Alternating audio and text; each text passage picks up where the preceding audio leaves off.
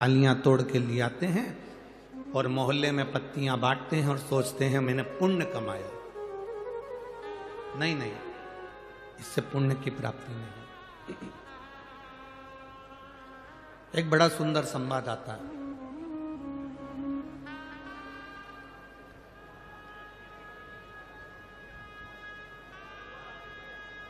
कुर्म पुराण का।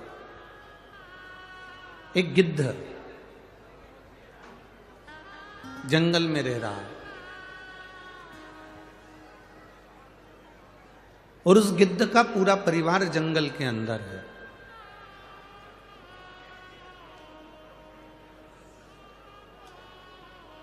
गिद्ध जंगल में है, गिद्ध का परिवार जंगल में है, वन में रह रहा है, वन विचरण कर रहा है।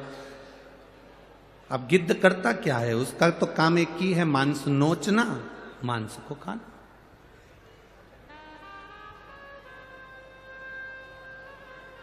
एक दिन गिद्ध जिस जगह से निकल कर जा रहा था तो वहां से 4 संत निकल कर जा रहे थे। बड़े भाव से वो चारों संत हरि गुणगान करते करते चले जा रहे थे।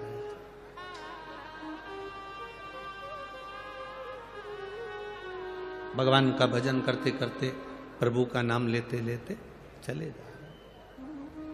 संत तो संत है, जहां से निकलता है वो सुगंध फैलाता हुआ जाता है।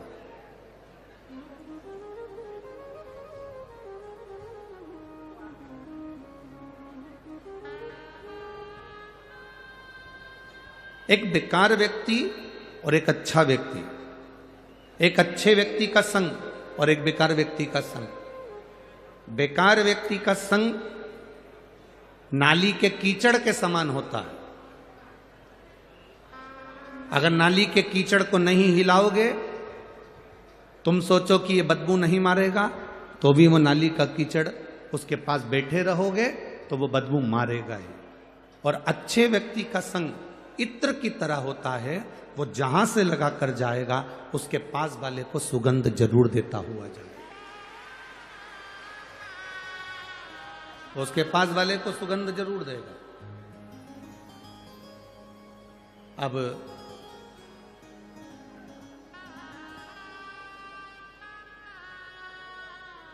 भगवान की विरल भक्ति को जैसे जैसे आप धारण करते जाते हो वैसे वैसे फल मिलते जाता। अभी एक भैया एक बेटी को लेकर यहाँ आए थे, आप लोग दर्शन करे थे। उसको गोदी में उठाकर लेकर आए थे। इस बेटी को कभी अगर मौका मिले तो उस भैया से पूछना, उस भाऊ से बात करना। इस बेटी को लेकर वो सीहोर भी आए थे। जिस समय इस बेटी को लेकर सीहोर आए थे तब डॉक्टर ने इसको मरने की कतार पर छोड़ दिया था और कह दिया था कि ये, डॉक्टर ने कहा था कि ये अब मरने की कतार पर है, अब ये इसमें प्राण नहीं है। कई महीनों तक इस लड़की ने भोजन नहीं किया था। कई महीनों तक इस बेटी ने अन्न का दाना इसके मुंह में नहीं गया था, पानी भी नहीं पी पाती थी। आज वो बेटी को यहां प्रणाम करने के लिए लेकर आए क्योंकि वो बेटी अब पानी भी पीने लगी है और भोजन भी करने लगी है, इसलिए उसको यहां लेकर आए।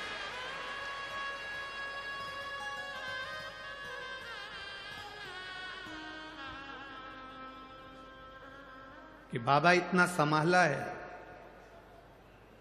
प्राण छूटते हैं जीव के पर तड़प तड़प कर ना छूटे, ये हर एक व्यक्ति के मन के भाव होते हैं। शरीर मिला है उसका प्रयोग।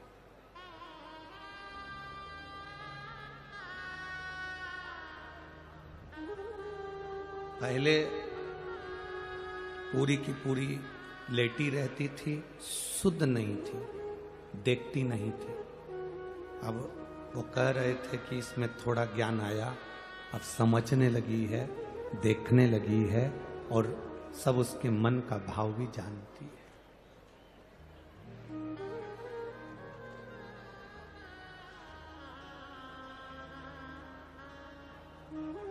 संगत का असर, आपके भजन का असर, आपकी भक्ति का असर जरूर होता। बैठिए। भक्ति का असर जरूर होगा, संगत का असर जरूर होगा, वो छूटेगा नहीं।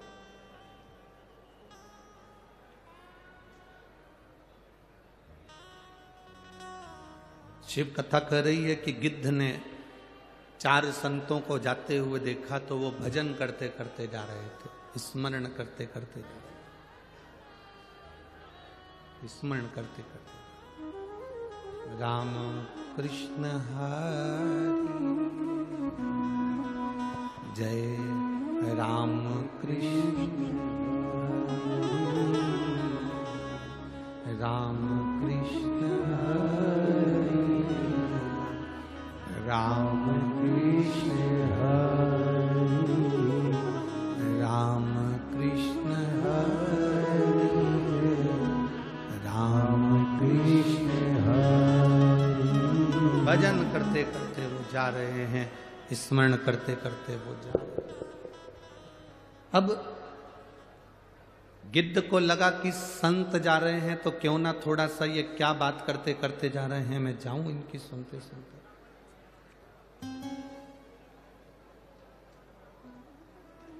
आप में से कई लोग ऐसे हैं जो कभी शिव महापुराण की कथा में आज तक नहीं गए। आप में से कई लोग ऐसे हैं जो कभी शंकर को मानते नहीं थे। आप में से कई लोग ऐसे हैं जो कभी शिव के मंदिर नहीं जाते थे।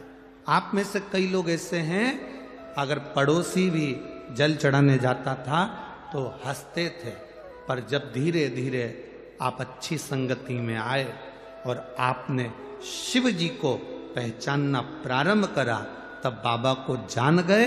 अब बाबा को आप छोड़ते नहीं हो, बाबा का भजन करते हो।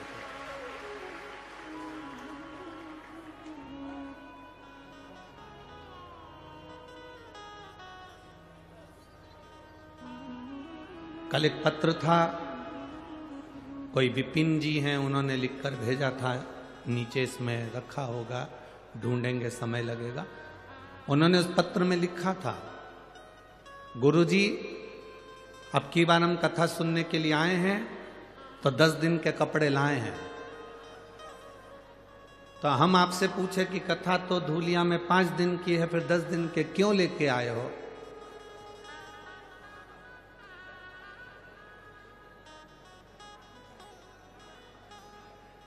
आगे कहां की तैयारी है ये देख लो।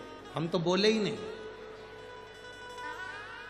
10 दिन के कपड़े लेकर आए, 5 दिन कार्तिक महीने में यहां सुनेंगे, 5 दिन कार्तिक के महीने में 21 तारीख से लेकर 25 तारीख तक नासिक में कार्तिक के विराम पर पचवीगन में विराम के 5 दिन का आनंद लेते हुए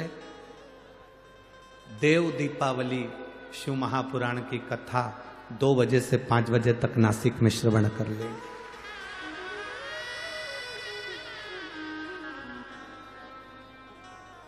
एक अभिलाषा लेकर गिद्ध पीछे पीछे चल रहा है। संत आपस में बात करते करते चले और संतों ने आपस में बात करते करते कह दिया कि जब कोई भगवान का भक्त, जब कोई संत, कोई भगवान का भक्त, भगवान का गुणगान करने वाला, भगवान की भक्ति में डूबने वाला, शंकर की आनंदमय लीला का धारण करने वाला, शिव चर्चा में डूबने वाला, रामकृष्ण पांडुरंगा हरि विठ्ठल का स्मरण करने वाला, दत्त प्रभु का नाम का स्मरण करने वाला, शिव के नाम का स्मरण करने वाला, राम के नाम का स्मरण करने वाला, कृष्ण के नाम का स्मरण करने वाला, जब कोई श्रेष्ठ भक्त कहीं से निकलता है तो उसके चरण की जो रज होती है, उस रज में अगर गिद्ध के पंख भी उस रज का स्पर्श कर लेते हैं तो गिद्ध के पंख भी सोने के हो जाते हैं। गिद्ध के पंख भी सोने के हो जाते हैं। ये गिद्ध ने सुन लिया। अब गिद्ध को लगा मैं तो इतना मांस खाता हूं, मैं तो नोच नोच कर लोगों के मांस के छीतड़े निकाल देता हूं। और मेरे जैसे पापी के पंख भी क्या सोने के हो सकते हैं? मैं भरोसा नहीं करता, मैं विश्वास नहीं करता।